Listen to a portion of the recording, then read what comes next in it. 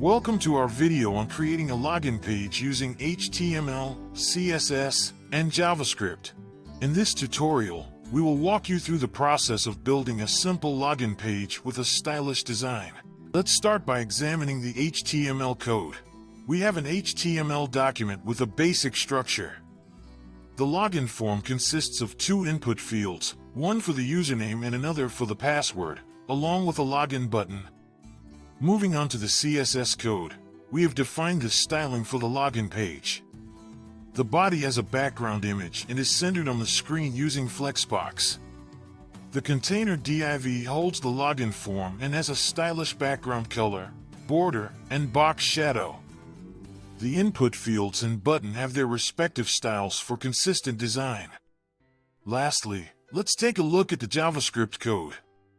The login function is responsible for validating the username and password entered by the user. In this example, we assume a successful login if both fields are non-empty. If the login is successful, we redirect the user to a YouTube channel as an example. You can modify this code to redirect to your desired page or perform other actions. In case of a failed login attempt, an alert message is displayed, indicating an invalid username or password. And that's it.